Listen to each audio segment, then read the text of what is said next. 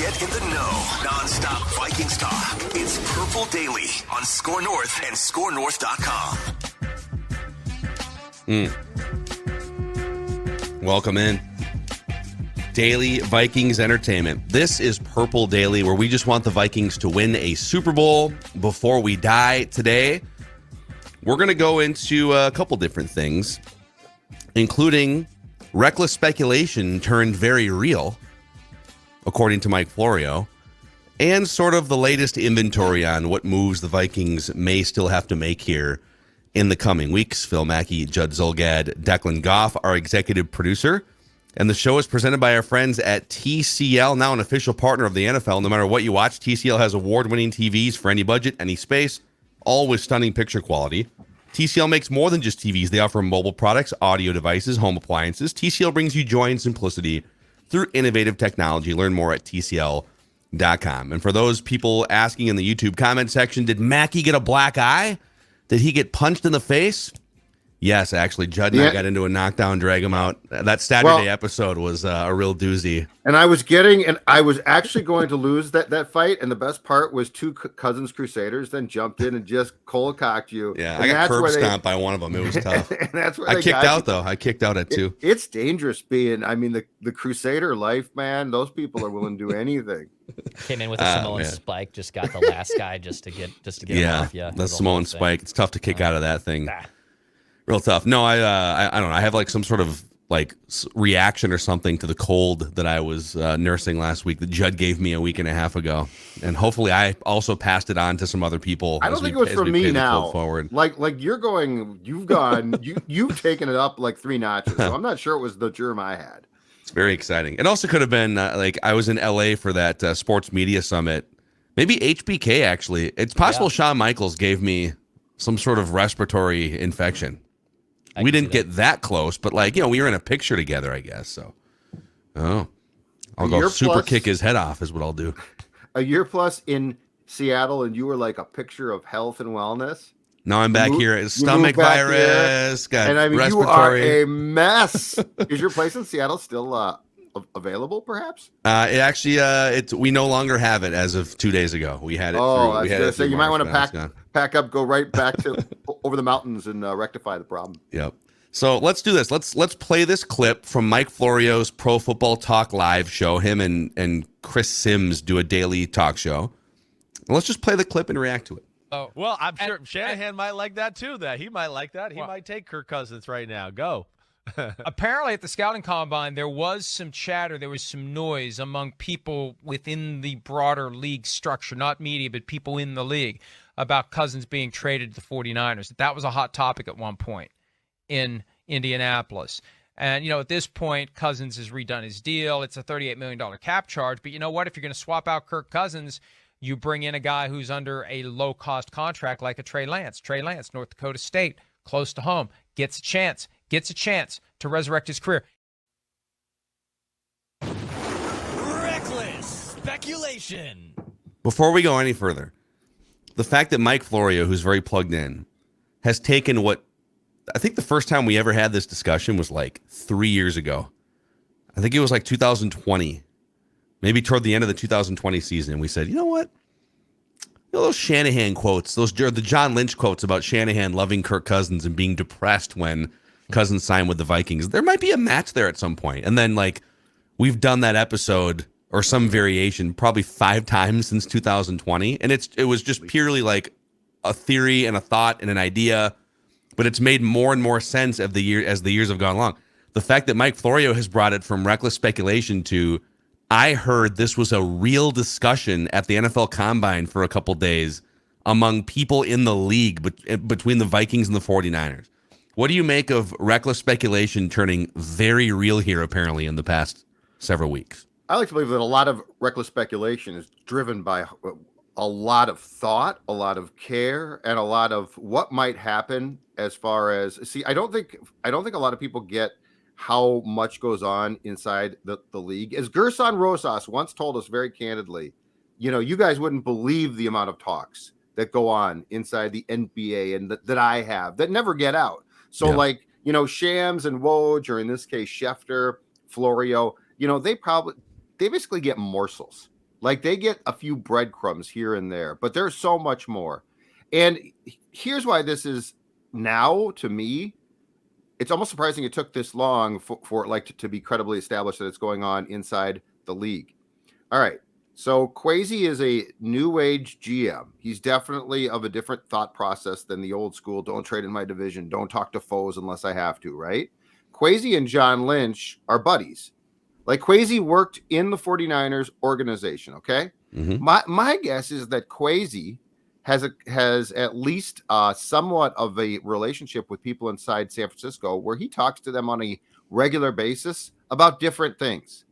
So how would you not think that as the Vikings are basically telling their starting quarterback who would like a new contract that, you know what, dude, we're good. How would you not think that when John Lynch's coach is a guy who loves Kirk, and the 49ers have what I would call a lot of quarterbacks, but quarterback uncertainty, that how would you think this wouldn't come up? It makes perfect sense. Will it get done? Probably not. It's probably a huge, huge long shot. But if the parts of this come together, and let's say the Vikings draft a quarterback, or let's say something happens, and I don't know, I don't think it's personally going to happen, but the Lamar Jackson thing happens, and Kirk's like, I want out. Well, he's got a no trade. Kwesi's not dumb. He's not going to say, well, will you take a trade to the I don't know, to Tampa Bay? He's probably not going to go there, but San Francisco he probably would. So like, yes, this is why the reaction of the group of fans, and this is not a problem with our PD family, but I feel like it's a problem that certainly exists on Twitter and outside and among the Crusaders. That's stupid. That'll never happen. Again, I'll go back to what Gerson told us. There are thousands of conversations you never find out about that involve reckless speculation. Yeah. Well, Dex, what do you think? What do you think of this going from just sort of our discussion on our show to now apparently it's actually being, or maybe it's not actively being talked about, but it was actually talked about at some point in 2023? Yeah, I mean, it was definitely discussed, right? And to the Gerson point and to the Niners situation that they're in with their quarterbacks, with two of them, who one of them they invested heavily in, and Trey Lance, who's a little bit of a question mark because of leg injury. I mean, then Brock Purdy steps in, has to have basically pseudo Tommy John surgery that took them basically to the doorstep of going to the NFC Championship game, or going to a Super Bowl, I should say. They have questions at quarterback, and they need something that's reliable. Their roster's ready to win now. They can't really afford to wait on Trey Lance. They can't afford to wait on the status of Brock Purdy. So it makes sense that they were actively pursuing, hey, who's a plug-in guy that makes us good enough to win now and we can still build around and still have a legit piece at quarterback in Kirk Cousins. I understand why they did that. My bigger question is, what was the asking price in return? And was Kwesi, firm set on we will not trade him for anything less than X amount? I think that's what I'm so curious about. But it makes sense why the Niners were interested. Shanahan loves him. They can't really wait on these two other guys. And then from the Vikings side, what were they willing to give up, or what were they not willing to give up to move on from Kirk Cousins, to move them to kind of into an uncertainty at the most important position in football? Just to be clear, I don't think that they went there. Here's my guess, because the Vikings right now, if they were to trade Kirk, unless Trey Lance would be their guy, the Vikings might have like 3 different scenarios that we'll know much better post-draft, right? So my guess is that I don't know that these were like trade discussions of the compensation yet. I think that this is just the door being open. It's a conversation among friends that's going to, that internally is going to get out if it's had. That doesn't mean that externally it's going to get to Schefter, Florio, and Rappaport. But here's the thing: like if you were to just sort of strip away everything, if you're a Vikings fan or a Niners fan, just like step away from your emotional attachment and just look at this from a purely outsider's perspective, it's actually, I don't know that you'll find a more obvious trade for both teams. You have one team, the San Francisco 49ers, that need a reliable, professional, healthy, accurate quarterback to just sit in the Ferrari that they've built.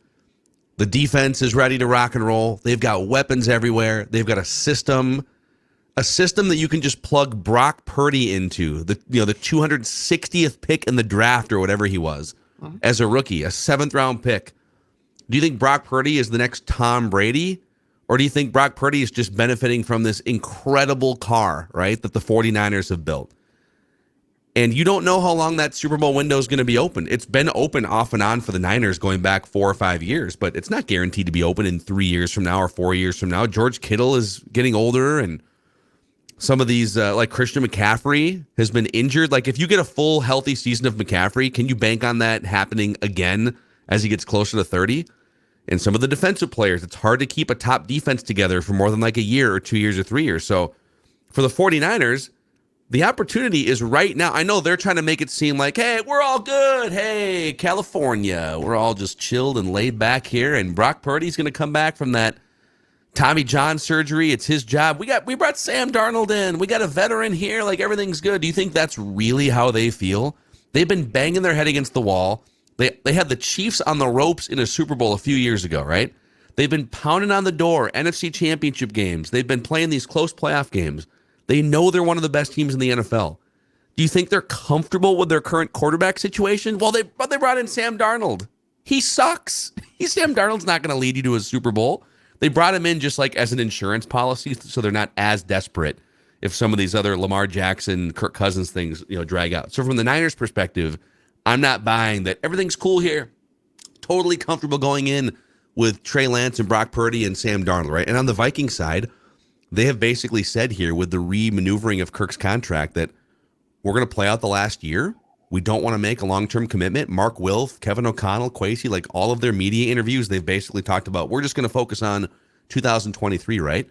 So if they've decided to move on from Kirk after the season, if a team comes in and says, I don't know, like the Niners, and says, we'll give you draft capital, maybe even a future starting quarterback like a Trey Lance, because we want your guy right now. Would you turn down compensation for a guy that you're going to just let walk, in the offseason next March? And then from Kirk's perspective, he has a full no-trade clause. He can control all this, right? Well, he has to waive his no-trade clause. Judd's right. He's not going to go to the Tampa Bay Buccaneers or there's probably one team he would waive that no-trade clause for. Maybe if, I don't know how he feels about like the Colts or some of these other teams, but the San Francisco 49ers and Kyle Shanahan are probably the one team he would waive the no-trade clause for. So it makes so much sense for both teams on paper, and that's why we've kind of been hammering it the last 2 or 3 years. Well, what are the Vikings going to do at quarterback? I don't know. Like, if they get Trey Lance, they could still draft Hendon Hooker in the 3rd round and just have 2 guys that are kind of competing for a couple years. They'll figure out a path forward at quarterback. But if you can get in a year in which you are resetting and getting rid of veterans on your team, why would Kirk be excluded from that conversation? And he's clearly not. They're clearly having these discussions, or Mike Florio wouldn't have heard about this. Well, yeah, and if you're going to take a quarterback like Kirk into the last year of his contract, that's now become more and more, in my opinion, with a quarterback like that, akin to a coach sticking around for the last year of his contract, right? Yeah. Like if you are committed to your quarterback, how many, and I might be wrong, but I can't recall a ton in this day and age, get to the last year, and then it's like, oh, hey, let's negotiate a new contract. Yeah. So, but I think what Florio heard is probably conversations that have been going on for quite some time about exploring possibilities here. And the one thing we don't know, I'd be very curious, is how does Kevin O'Connell feel about Trey Lance? Because if he's like, I love him, then it becomes much easier to just work this deal potentially as quickly as possible, which we don't know again. But I like the fact, and I appreciate the fact, that it feels like the Vikings are really leaving their options open this time. Like, they're exploring their possibilities. They are doing a lot of due diligence. They're having a lot of conversations. And I know on some positions and topics, Rick Spielman did the same, but it felt like on quarterback, he just got so afraid. And like, this is what we're seeing right now, is such a logical step of a team that's confident about its ability to find a quarterback. Mm-hmm. It's a different world. It's not oh my God, what are we going to do? Let's just do this. I mean, I just don't know. It is we need a coherent plan, and that plan should never immediately start when the quarterback's gone for sure. It should start with the cushion of, we still have this guy. We're not in bad shape with him, mm-hmm. but we need to be exploring our options proactively. And if that rubs him the wrong way, i.e. Kirk Cousins, too bad. That's the business. Don't you guys find it fascinating, though, that clearly part of their plan, if you believe some of the reporting here, like if you believe the Star Tribune's reporting, I guess, that Kirk and his camp offered, hey, we'll take a little discount here, a market discount. We don't need the $40 million that Daniel Jones made, which is I think if you look at quarterback salaries right now, I think Daniel Jones is kind of the marker of the top 10. So Kirk's basically saying, I don't need to be one of the 5 highest paid quarterbacks in the NFL. I don't even know if I need to be one of the 10 high. It'd be the first time in his career that he has said that. I don't need to be one of the top paid quarterbacks in the NFL. Don't you find it interesting that the Vikings then said, yeah, even with that offer, that's very nice of you. We're going to move forward here, whether it's after the 2023 season or maybe the Niners thing comes to fruition this summer at some point, that they've turned down a slightly discounted version of a really good, like, top 12 NFL starting quarterback. No, because they have a coach who is incredibly confident that he can find and develop his own guy. And look, there's a difference, in my opinion, between taking a veteran quarterback or a guy like Daniel Jones, who started off really shaky, and, as I like to say, tricking that player up, like turning that player into, okay, what can we get from you? I think there's a big difference between that and getting a quarterback who you think from day one I can develop him. Because I don't know that a developed quarterback from a coach, it's fair to call that guy tricked up. That to me is, you start with a baseline and then it's like, here's what I believe, what do you believe, and you go back and forth and you actually mold a quarterback. Yeah. You know, a guy like Kirk or Jones, it's more like, okay, here's what I need. You're not comfortable doing this, so I'll adjust here, you adjust there. And so, no, I think Kevin O'Connell, I think the way that this is playing out is very much how he probably thought of the plan, which is, at the end of the day, when he leaves here, he's going to want to have credit for finding and developing his guy. And Kirk Cousins is a rental. In Kevin O'Connell's world, he's a rental. So interesting. So interesting. Reckless speculation turned very real, apparently, according to Right, kids. Speculation. Mike Florio. That's right. It's never as reckless as you think it is in professional sports. Before we get to another interesting mock as well, let's just do a little inventory here of some of the remaining Vikings decisions that are still out there. Kevin Seifert did a great job laying out some of the big ones here on ESPN.com. And so this look inside of the Vikings offseason blueprint brought to you by Dennis Kirk, all you Ragnars out there, okay? I see next week, or maybe like Friday this week, it's going to get up to 55 or 60 degrees. Although, isn't it supposed to snow again maybe tomorrow? Rain, snow, we don't know yet. Just stop. Okay. Yeah. Just keep going. Keep going where you were. But hopefully next weekend, you can dust off whatever it is you ride.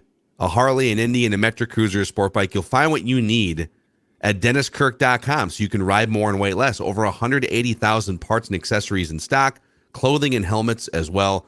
Shipping is free for orders over $89. You can order by 8 p.m. and they'll ship the same day. Everything you need for your ride at DennisKirk.com. Also, a shout out to those of you Purple Daily listeners and viewers who have followed the Livia game plan to change your lives and lose a lot of weight. Yes, and that game plan is great because it is set up for you. As I've told you before, the weight loss part, it's simple, it's easy, and most importantly, it's effective. And then if you want to go from, if you are watching this right now on YouTube, if you want to go from being the guy on the left to being the guy on the right, and yes, I'm here to tell you in full honesty, that is the same person. Livia Weight Control Centers is going to help you keep that weight off for good. And that's the best part. Weight control. It's not a diet. It's not a fad.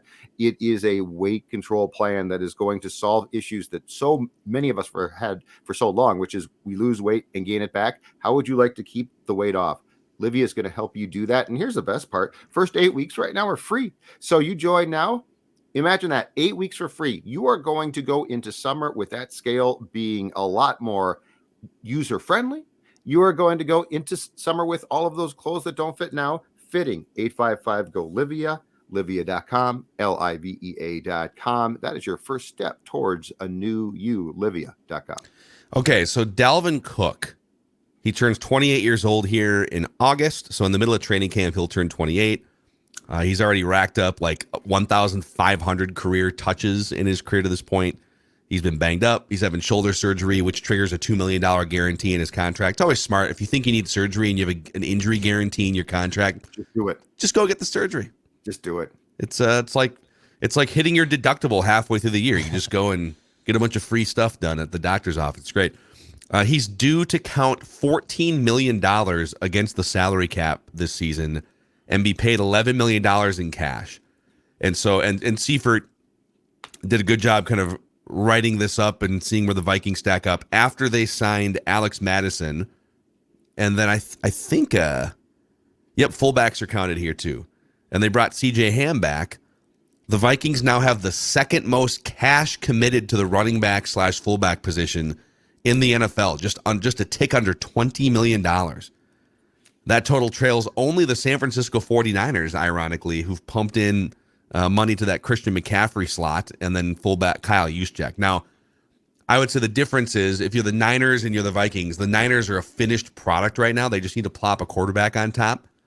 So you can afford, like where they were at last year, they can afford the luxury of, okay, we have our team, it's ready-made, and we have the luxury of adding Christian McCaffrey because everything else is, the defense is in play, the lines, like everything. So we have the luxury of paying a lot for, this sort of like the spinner rims on our car. The Vikings, I don't think are in that position anymore. I think if you're looking at the Vikings saying they're not going to be garbage, but they're definitely in roster evaluation transition mode to get to the next maybe 3-year window. Do the Vikings have the luxury to spend as much money on running backs as the 49ers, who are an actual Super Bowl contender? The answer is no. The question is, at what point do they change that? It seems like Alex Madison probably doesn't come back unless for a multi-year contract, unless he's told his snaps were diminishing year by year. His carries were like a career low last year.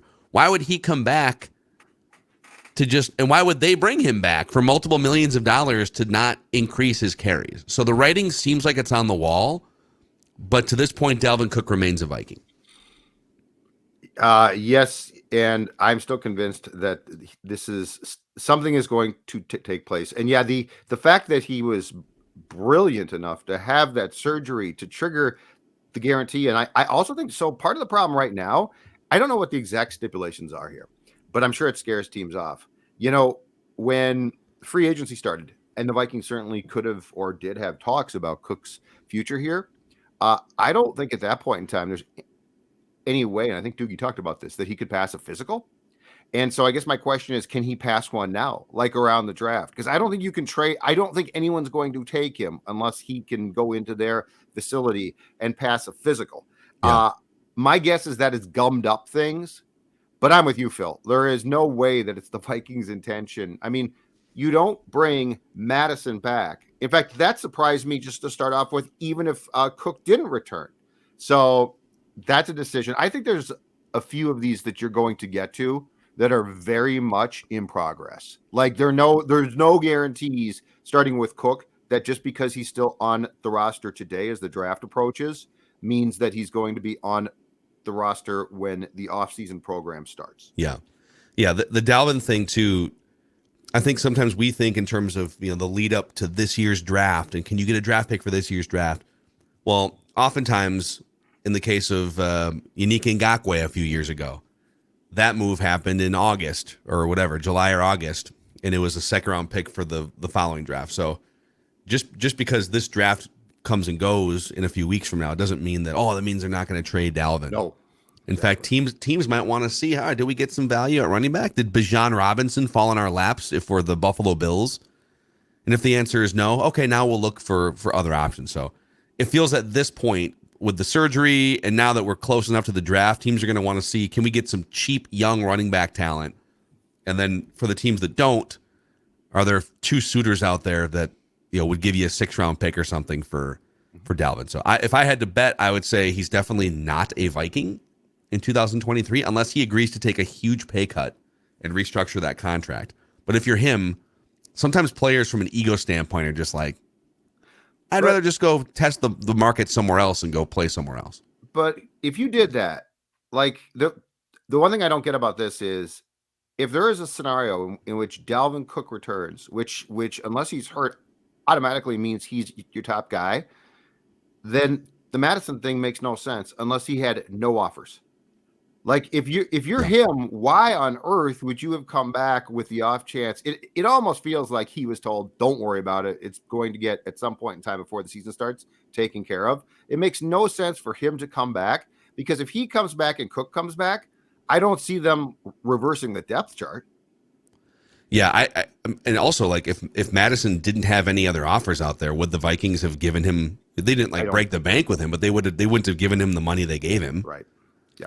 So also I think it was Brad Biggs of the Chicago Tribune reported that the Vikings expressed interest in David Montgomery before Montgomery signed with the Lions. So interesting. They were sniffing around the possibility of replacing him externally and internally, obviously with Madison. So there was some offers that they've been looking at other running backs. And I think Seifert's right at this point. If it's not a pay cut, he's gone. And if Dalvin says, I don't want to play ball with a pay cut, I'd rather go get paid somewhere or leverage myself to get paid this time next year, I'd probably bet on myself there too. It just doesn't seem like it's adding up that Dalvin Cook is going to be the starting running back for the Vikings this season. Interesting. Had not seen the Brad Biggs, David Montgomery report, but Montgomery is a starting running back. He's a guy that last year he had almost 240 touches. He had 265 touches the year before, 300 touches in 2000. You don't bring a guy like that in if you're also planning on keeping. So if that was their plan, it's that they're probably just waiting on. Well, he had shoulder surgery, and some team's going to want to make sure that he's healthy enough before, and there's no rush. I'm not sure I love that investment idea, though. Like that's an interesting one to me. I would think that Kwesi would be much more reluctant to pay that position, and Montgomery, I'm sure, didn't come cheap. I forget what he got from Detroit. It was 3 years, $18 million. Okay, so it's with $11 million guaranteed, so more than Madison, but not anywhere near the Dalvin Cook numbers. I think we all agree Cook is probably gone, which is fine. He probably should be. The other ones that are still sitting out there, and we can maybe do a deeper dive on a future episode, but Za'Darius Smith and Danielle Hunter. So with Marcus Davenport, the Vikings basically have 3 starting high-end edge rushers. And I say high-end for Davenport because the talent, the measurables, a couple years ago he had 9 sacks.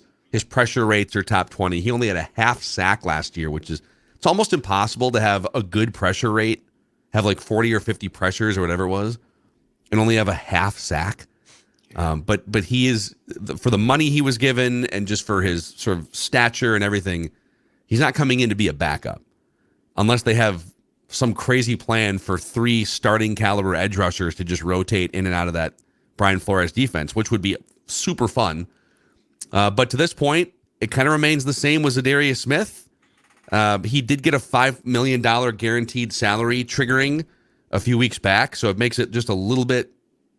You can't just cut him now, so they're either going to have to redo his contract or trade him. If they cut him now, the question would be, why would you not have cut him before the guarantee kicked in, so you could have saved more to the cap? And then there's Danielle Hunter, who has and I'm sure him and his family will be fine, a $4.9 million base salary when a lot of his peers are making like $20 to $30 million in cash. They have to figure that out. So those are the biggest. I don't know if you guys have a feeling on like which way the Vikings are leaning in the Za'Darius Smith, Danielle Hunter conversations, but it's been all quiet on that front the last few weeks. So I think Hunter is actually potentially recklessly speculating here one of their best trade chips. Oh, yes. So I think that, but here's the thing. I think the way, and this is a total guess on my part, but trying to deduct how it seems the Vikings think now, which is definitely a new day. I don't know that they have one plan. I think that they have a lot of plans, and I think that that's smart. But Danielle Hunter, if you're going to make a significant trade, let's say you're going to trade up. Let's say in the first round, Will Levis starts to fall enough where he's creeping towards 10 or something, and you're going to trade up. Danielle Hunter becomes a really nice trade chip. Za'Darius Smith is the type of guy who probably gets you a late round pick, but you're not going to like include him. Oh, hold on a second. Yeah. Next year's first, Za'Darius Smith. Danielle Hunter's a different story. So, and something is going to happen with that contract. Something has to happen. He's not going to play on that contract. In Za'Darius's case, he wants a new contract as well. So he basically, in his mind, thought that he signed a deal that would help the Vikings from a cap perspective in 2022. And I think he saw the last couple of years of that contract of his as just a phony contract. Will redo it. If the Vikings are reluctant, I don't blame them. I mean, maybe you can trade him for like a 6th round pick. And Davenport, I think the one concern there, and his contract, when the details got out, sort of spelled this out. With Marcus Davenport, I think the one concern is, can he stay on the field? So, like, there are definitely incentives, playing time, blah, blah, blah on that. But so they're all 3 different scenarios. But the Daniil one to me is interesting because it's been so quiet. Like, ordinarily by now, it feels like previously when Daniil's had contract issues, we've heard about them by now. It's been quiet. Has he been promised he'll be taken care of, or has he been told, you know, hold on a second, we're doing something, and he knows what's going on, but it hasn't leaked out yet. Also, I feel like wouldn't his agent? I'm assuming that some of the good, smart Vikings beat writers out there, although Chris Thomason just went to Denver, so there is a void in the the number of people that will put in a phone call to an agent, I guess, market. But is his agent just not getting back to? It's just weird that there hasn't been any sort of discussion or information out there from his standpoint. And I don't think we're like overreacting to this. He's not going to play on that contract. No, there's no way. Nor should he. So, and it depends. Do they view him as a guy that fits the 3-year window here from age 29 to 30, 31? Or do they view him as a guy that they should sell high on, get as much value as possible because he's kind of reached the end of his elite days as an edge rusher? He's very, very good. I don't like 3 years ago, people were talking about him, rightfully so, as the best edge rusher in the NFL. He's not in that discussion anymore. Is he likely to get back to that discussion at age 29, age 30? Or do you have a guy that, some team might, a desperate team that is looking to take a step in the AFC playoffs or something, that they'd like to squeeze the last year of potentially close to elite play out of him for a 1st or 2nd round draft pick? Like, you'd have to strongly consider that if a team would offer it. I think it's fair to say the metrics in 2022 on him showed that he was grossly misused. And so I think that there's a very good case to be made that he is still very good. And the fact was, he still had a lot of sacks, but he got a lot of pressures. And I think playing in the system that he was, which we all know was not the best system, I think there's a very good case the teams would still have a strong enough interest where he could draw you. If you traded him, it'd be a damn good trade chip. On Za'Darius, there's no denying he got off to a great start, but he got hurt then. I think he got hurt in November against Buffalo with that knee, and it was never the same.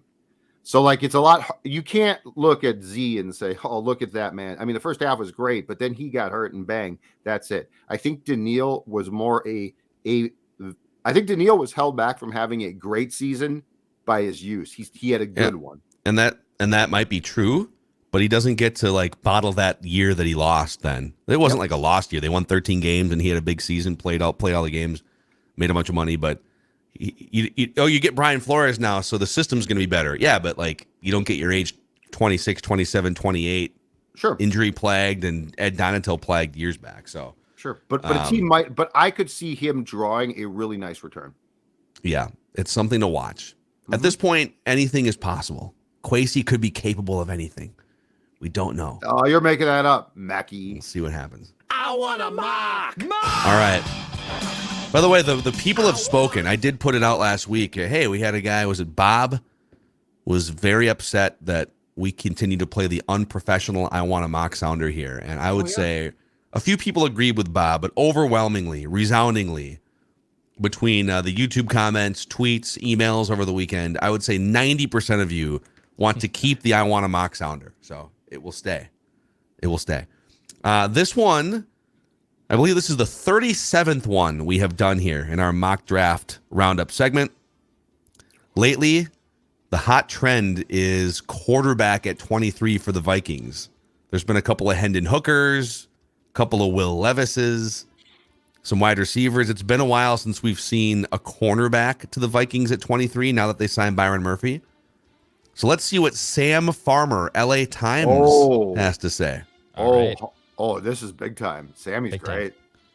So why is it big time? He's a longtime mocker, right?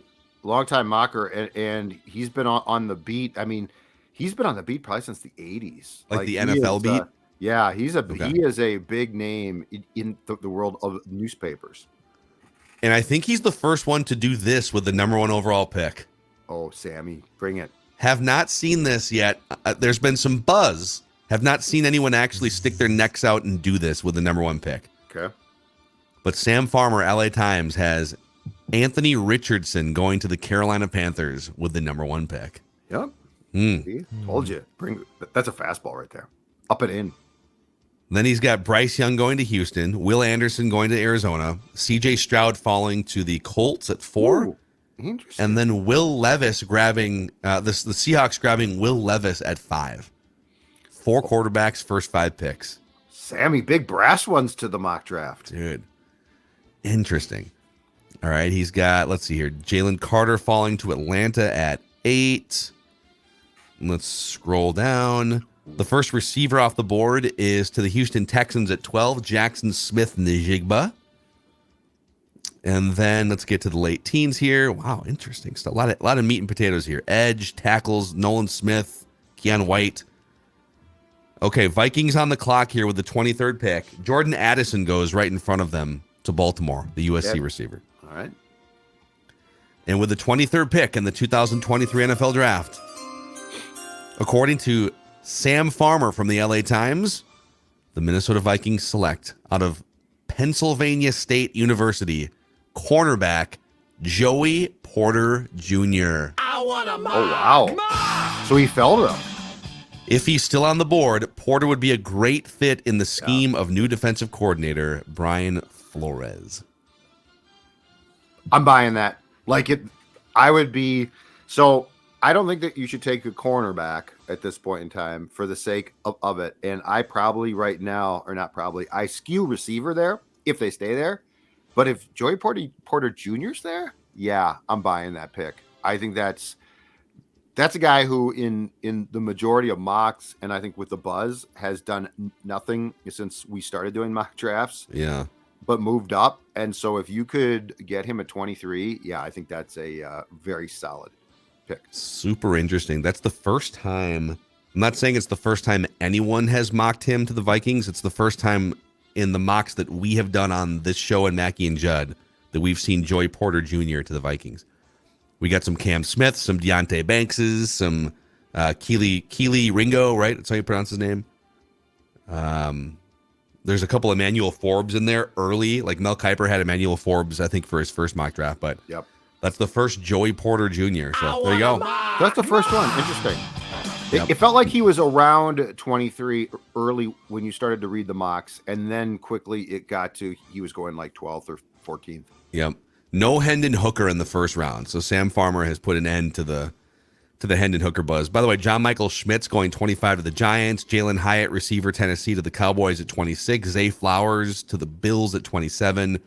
Bijan Robinson to the Saints at 29. So interesting stuff here. Sam Farmer throwing I some like what he's curveballs. doing.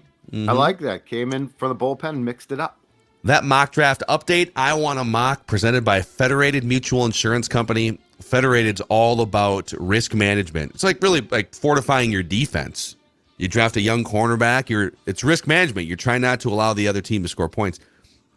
Just like you're trying not to allow external circumstances, some of the things that you encounter as a business owner, you don't want them to derail your business. That guiding hand from Federated Insurance helps you look out on the horizon and protect against risk. Federatedinsurance.com, where it's our business to protect yours. All right, dudes, over on Mackie and Judd, our other daily show, we're going to complain about the Minnesota Timberwolves today, and it's going to be very therapeutic. But just quickly, though, we're also going to praise a little bit on the second half of that show, at the back end, your 3-0 Minnesota Twins. Let's get it. Now, I'm a little disappointed they allowed a run to the Royals. I tweeted that. Perfection gone. What are you doing? Yeah, so I might criticize them, but we'll see. All right, Daily Vikings Entertainment. Tomorrow, it's Reckless Draft Speculation with our guy, Thor Nystrom. And we'll see you over on Mackie and Judd for some therapy later.